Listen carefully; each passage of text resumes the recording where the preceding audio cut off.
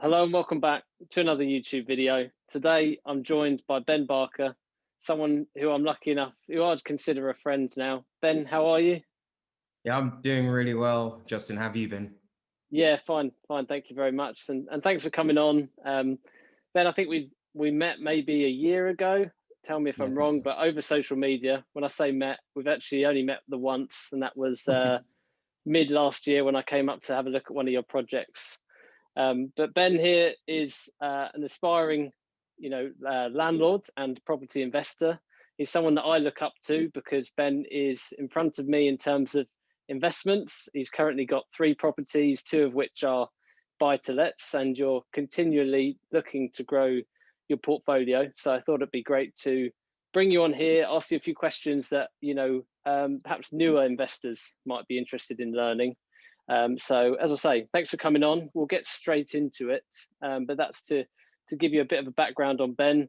Ben also invests very similar area to me in Liverpool, perhaps more rightfully so because he lives in that area. So, but as I mentioned, you've got 2 investment properties, Ben. Would you mind sort of explaining what types of property are, what strategy and what kind of tenant you have? Yeah, so I think it's important you start with, like I say, the strategy first. So for my wife and I, it was a bit of a slow burner, something that so we have 2 boys, a 2-year-old and a 8-month-old. You can tell by the bags under my eyes. And what we're looking for is we're looking for something that, when they leave home, uh, that can provide our finances, our monthly income. We both teach. I love teaching. So today, which is the 4th of January, I've just started a new headship. It's definitely not, I could imagine my bosses would kill me if they thought I was planning to hop out after a year after getting the headship job. But love my job and don't want to leave it. Love working with pupils and other teachers. And so the strategy for us is very much, it was a hands-off kind. So the first property we bought, or the first property we were looking for, was something that we were happy just putting our money into. We didn't really want to recycle the money. We weren't looking to pull anything out or refinance or do any work. It was just, what's the best property we could get for this portion of money and try and start letting out as soon as possible. So that's what we did. So anyone who knows Liverpool, we went for the Halewood area, which is a nice area, just a 3-bed terraced house. The previous owner had just recently, probably within the last couple of years, done their own work internally. So it was in really good condition. And again, we were looking for certain things so we knew we wouldn't have to spend too much money on it. So, does the boiler have 10 more years on it? Aesthetically, does it look pleasing enough to let out? There's no, the windows wouldn't need replacing in 5 to 10 years, those kind of things. So we knew we could just kind of get it and leave it. That was the first property. And I think that one, total if you add up everything, there's probably about 27 or 28 left in that house. But again, nothing pulled out at all. So then my mindset kind of started to shift a little bit, whereas I was thinking, okay, well, seeing what everyone's doing, that we met through Instagram and those same accounts that we follow, especially like Tej, for example, who's fantastic in terms of recycling the money and getting the most out of the pounds he puts in. I was thinking, okay, well, if we've put 28 into the first one, let's make the second one maybe a bit less. I'm not getting a smaller house or a cheaper house or a lower quality, but is there a way we can maybe just leave less in there? And that's kind of how we moved on to the second property. Again, it was a refurb, but we didn't go into it. It's really hard at the minute. I know the market in Liverpool. Everything's going for at least the asking price. Properties are very rarely on there for a week.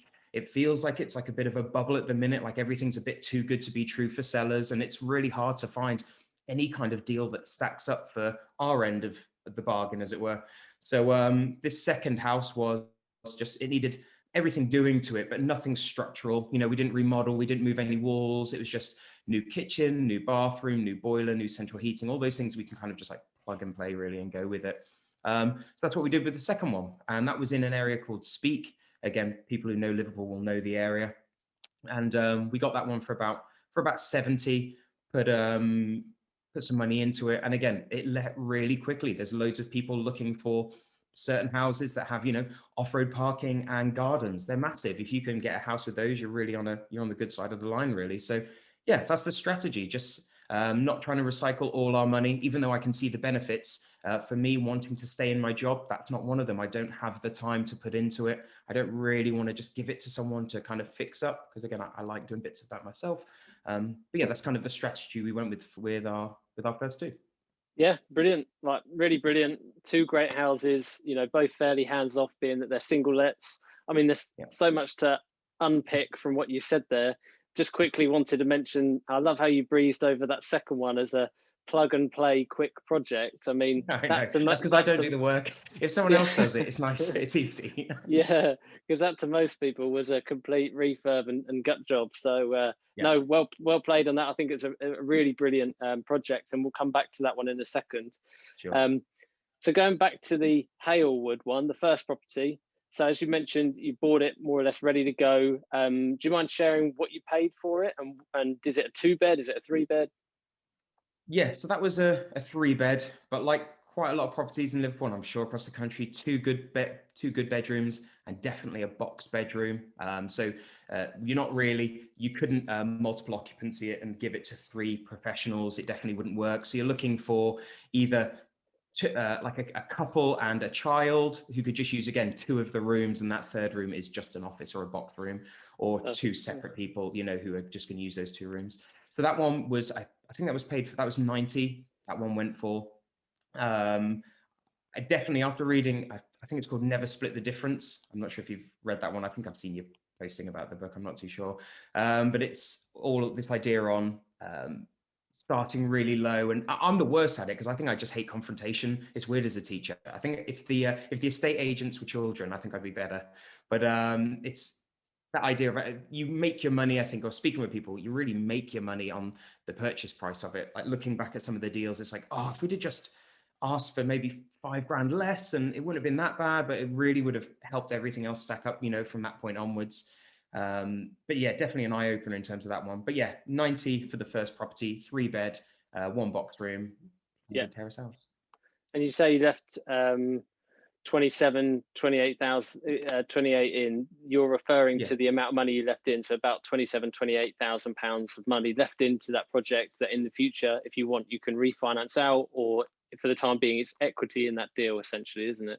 Yeah, it's not lost money. It's just, instead of it sitting in a bank account of ours or in the bricks and mortar of our house now, it's sitting in the bricks and mortar of another house, but we're getting rent from it. So it's just being smart. Like your money's really only powerful when it's changing hands or moving from one place to another. And for us, it made more sense to move the money from in this house that I'm sat in now into another house somewhere else. It just made sense financially for us. Yeah, I love that. I think that's great how you put it, and you're exactly right. That money, instead of sitting in an account or in your house, is now earning you cash flow, essentially. So that house, how much does it rent for? Because it's in quite a nice area, as we've mentioned. Yeah, so that one's 625. It just, the way I figured it out was just going on for, like, I use for these, and I'm sure we'll get onto it later, like when it came to letting it out itself, instead of going through an agent, or I know you can pay companies to put them on Rightmove, we just did it through Facebook.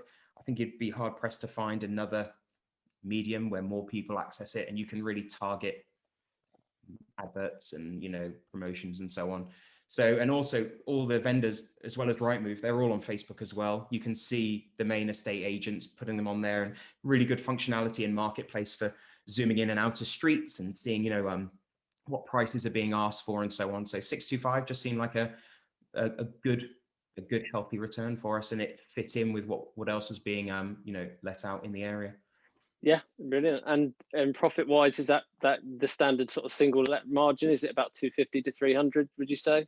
Or yeah, so we get in 625. I think the mortgage payments on it, interest only, are in the 185, so it's quite a healthy return for that one. It's also the people renting it out as well they're fantastic. Like, we just really lucked out with this first one. Like, the property was really good. I say it was really good. There was the leak, which I posted some months back, when the pipes just decided to stop being pipes, which was handy. But other than that, everything's been brilliant with it. And like, yeah, the tenants are fab and the returns are really good. And as we've moved closer to like today, rates are getting a bit worse for obvious reasons, and terms are getting a bit harder, and lower loan to value and all this fun kind of stuff. But that one was a nice first one to go into, I think. Yeah, good. And you briefly mentioned the Facebook side of things there. I mean, and the whole you know, management and advertising is something I wanted to cover with you, actually, because I think quite a lot of people will be interested to know that you manage yourself. It's you know, and that's quite a common topic. You know, should you manage yourself? Should you get an agent? How much should you pay? Usual things. Obviously, because I'm 5 hours away, inevitably I'm with an agent. But you obviously, because you're living nearby, I guess that's probably a large part as to why you decided to self-manage. And how has that been, if you don't mind me asking? Yeah, so I think, again, when you bear in mind, I'm always thinking about, okay, what's it going to be like when the boys leave home in 20 years' time? And for me, I'm not doing things then. But I'm hoping my company grows to a point where I employ some people who will do that for me. And I'm thinking I need to know what that looks like. I need to know what it's like on the ground, how hard it is getting in contact with tradesmen and women, and what it's actually like driving to the house and dropping off a dehumidifier or whatever it might be, or finding the paperwork and signing it and doing an inventory and all this stuff. I need to know that because I'm going to train someone up in 10 years' time to do it. That's all I was thinking, like, how scalable is it? And if I want to run a property management company, or I just want a part of my company and that's the arm of it and that's what it's responsible for, or that's what I want my boys doing when they're doing their summer work off of uni or whatever it might be, I want to know exactly what we need to do. So I know exactly what it looks like, because it's at the end of the day, even though it seems daft, I've only got 2 properties, but you need to have a vision, right? Because you're going to be selling this to someone someday that, you're going to be paying them their money so that they can go on and do their own investments. So I need to know the ins and outs. So that's the reason I was thinking, if I can do it with a property down, it's way better to do it than a property that's 10 minutes away. It's something I can rush to if I need to, or I've got the network here where I can ring someone and go, could you just go check this out? I can go do the viewings. I can do all this. It's like, why not? Why wouldn't I want to learn from all that stuff that I don't know? And you make mistakes along the way, and it takes a bit longer to do, but you invest the 20 hours now so that in the future, you're not getting ripped off by somebody, or you can train somebody up and you can give them a wage and let them raise a family because you're helping them. Yeah, you know what? That wasn't the answer I was expecting, but I really like that perspective on it, because, for me, it straight away was, I just want to keep mine passive or as hands off as possible. And I was expecting you to just say, well, I live just down the road, so why not? It would save me money. But actually, that's incredibly, that's with the long game in mind. You're thinking further down the line, I'm going to have a big portfolio. I need to know exactly how, what it's like to work the day to day, do those roles. So I think, that's a great perspective, is what I'm trying to get at there. Yeah, I think one thing I noticed, it sounds, there's a link in here somewhere. My wife bought me a flying lesson. You just go to like a small 2-seater plane, loved it, was horrendously sick because I'm a softie. But when you're sat next to the pilot and the pilot can tell you everything about the plane, and not just like, oh, these are the buttons you need to push, but he was there going, oh, well, the particles flowing over the wing, because they're moving faster, there's a lower pressure. And it doesn't matter what you could ask him. He knew everything, even if it didn't directly relate to, where to turn the gimbal or whatever it might be. He knew everything about the plane, so that when something went really wrong, he knows why this alarm means this, or how he needs to fix this, or whatever it might be. I think it's the same whether you're a teacher or an estate agent or a builder. If you can, or a doctors know how the human body heals and why drugs give adverse reaction. And the reason they're really good at their job is because they know all the minutiae of everything. So I think it's the same with estate agent, with investing and being a property investor. The more you know why contracts look like that, and why you can ask for 700 and not 650, and why this company is the worst at fitting boilers, then, it all goes into that whole package of, the experience you have. So in 20 years, you're just a decision engine, aren't you? And you're just churning out, well, no, this is what we do here, and this is what we should do here. But you get that from the experience and the hours you put in, I think. I'll stop rabbiting on. Sorry, carry on. No, I love it. Yeah, no, that's incredibly smart. And yeah, I'll have to try that one day, I guess. But when I'm nearby to a house that I buy, I'll give it a go. Sure. But for anyone that is, owns a property that's within their proximity, and they do, want to have a go at self-management, is there anywhere? It's obviously there's quite a lot to learn in terms of paperwork or get your head around. Is there any one source or anywhere that you could direct people where they can find tenancy paperwork, legislation, advice for that sort of thing? Is there anywhere you use? Yeah, so the main 2 things I'd say is someone who's done it before. So all those free resources that I know you link to and people put on Instagram, all those places, all those books that might cost £10 to buy. Again, you're going to find loads of information in there, but also the National Landlords Association. So you sign up and they give you, the biggest thing for us is when you get a tenant in, it's all the legal checklist you have to do, you know, the 10 things you have to do. Otherwise you legally can't evict someone if, you know, they're not paying their rent or whatever it might be. So the Landlords Association is really, really good for checklists, and not only just checklists, but also, okay, this is the document they need. Here's a copy, edit it as you want. Or their contract needs to have all these things in. Here's our copy. You know, it's a PDF, and you just edit the main things: how much you're charging, the date of payment, your details, their details, and so on. So yeah, the Landlords Association was definitely the best place to go to find the actual, you know, the legal side of things and what you're obliged to give tenants. Brilliant. That's like a paid for membership, isn't it? I think. Yeah, what I'll do is I'll Yeah. find out the information, I guess, when this video Cool. goes on. We'll put a link in there in the description and people can kind of Yeah, see. great shout. Yeah, good idea. Thank you. So we've covered off deal one. We covered off that you self-manage and that's going well so far, apart from the minor leak, or not so minor leak. Moving on to, you know, number two, which was perhaps, I guess from an outsider's point of view, and you'll probably put me right, is perhaps the better of the two deals, because as you say, you put your money to work a bit more, you bought something, you've added value, and I believe you've now refinanced it. Is that correct? Yeah, that's right. Yeah. So would you mind going into the numbers on that one in terms of, so I know you mentioned you paid 70, you know, what it's now worth. Did you have to spend a lot?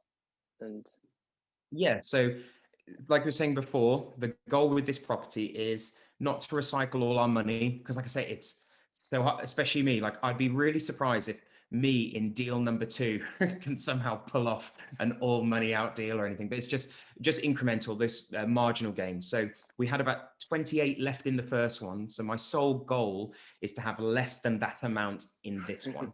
And just based on the money we had originally, it's probably going to be aiming for a similar kind of property. It's size wise and location and so on.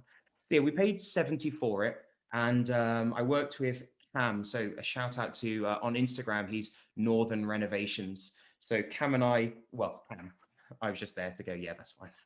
Cam put tons of work into the property. He did a really fantastic job. And on the website, I'll share the address later, you can see some like before, during and after pictures, and what he did was amazing. So we spent probably about 17 kind of doing it. And like you say, yeah, I think I was probably shortchanging him when I was describing it before, but yeah, it was a full gut. And other than the walls, everything was brand new inside. It was a repossession. So when we got in, obviously, you know, those kind of viewings where there's like the tape on the toilet and on the sink saying, don't turn this on, there's no lights and all that fun stuff. So yeah, new central heating. The little things, I think I mentioned it in a video I put out earlier, was there's some little sneaky things that I didn't even realize until I'd made the mistake. So for example, when you go to a viewing, doors are all open for you, right? You go in, they welcome you in, they show you out the back door. So that's fine. And then when we got there, we realized the locks were knackered, and like the front door and the back door, we couldn't keep them there with the locking mechanisms because they just weren't effectively. This property was just on the road with no locks working on the doors. But again, like in my head, I'm thinking, how many viewings have I gone to where I physically unlocked it? I'm like, yeah, none. It doesn't happen. But again, that was quite a big outlay to replace a complete front and back full glass back door. But again, I've learned from it. The other one, another like top tip I'd say, is because all the water switched off, fine. When we actually bought the property and we realized the water was turned off at the road, and when we turned it on, you could hear running water in the house. It's like, that's not normal. But again, whenever do you go into a property, turn the taps on to see if the water is actually like plumbed in and working? Had they have turned it on at the street, obviously you can see why they haven't. If it was turned on at the street, you would have heard the water leaking. And again, I'll share a video. It's the most depressing thing where Cam's dug up the floor. You can hear him shout to the guy on the street, turn the water on. And you might as well just have a pipe with nothing on the end, just pouring like under the house. Thankfully, it wasn't in the house. But again, those things, it's like, okay, well, we need to replace that bit of pipe, the damage that it caused, like probably about 2 days worth of labor to actually dig it all up and get the plumbers in. But you know what I mean? These are things that I wouldn't even have thought to consider until you get burned by them. That's normally the case, isn't it? Yeah, so we refinanced it for 95. It was a really good refinance because it was a 80-20. So we're actually able to can't get that now. I rang up my mortgage broker the other day and he laughed at me when I was like, right, what can we get now? He's like, well, you ain't getting that anymore. So yeah, we got 80% of that back, and then obviously paying off. It was a bridge was the first, because obviously you can't get a mortgage because you couldn't live there. I think the rule for this one was if you have to spend more than $5,000 to get it habitable, we can't give you the mortgage. But this one also was quite interesting. The product it was, and again, I'm saying it's interesting because I've never seen it before. People watching probably like, yeah, that's standard, but it was an all the way through. So the same company that came out and valued for the bridging loan was also the same company that was going to give us the refinance mortgage, which again, that was just me being risk adverse. It was probably a worse deal because of that. But again, at least I knew, right, this is like a ballpark figure we're going to get if we do all the work we can. But again, that's just interesting to know that those exist. Again, didn't know until I spoke to our broker, who's fantastic. And he said, yeah, this is something that might work for yourself. But then all told, I think when you work out the amount of money in, which was probably about 22 and a half, the refurb, like I say, was about 17. And considering we got 80% out on that refinance, it looks like there's probably 21 left in this property, which is good. That's a 25% better than the first one. And the house is now worth exactly the same as the other one. And it's a better condition, and it tenanted out, it let out really easily. So yeah, we're moving in the right direction. It's not your dream, all your money out, but it's good. The amount of learning I've got from it is definitely, I give that a price as well. The amount of time I spent on it, the relationship with Cam, who renovated it, and all this other fun stuff. I think it was an interesting one, at least different from the first. Yeah, I think it sounds like you've learned a lot to start with, and I think that's credit to yourself. From yes, Cam from Northern Renovation is obviously great, and he's doing the work, but you're obviously regularly going to site, checking up on it, being willing to learn and get your hands a little bit dirty. I saw with the garden at some point you tidied up all the garden. Oh no. And yeah. But so that's credit to you. And as you say, yes, you've taken a big step forward. You've done a better deal than the first one. No doubt that the next one that you'll go and do the same again. And funny enough, I did an interview recently with a guy called Adam Garland. He regularly uses the BRRR model, and he said that actually nowadays any day he'd take a deal where he could leave 10 grand in just to keep moving forward, rather than just looking for the all money out deals. He'd rather keep moving forward than just be specific on those. So out of interest, what does that one rent for now that you've finished it and rented it out?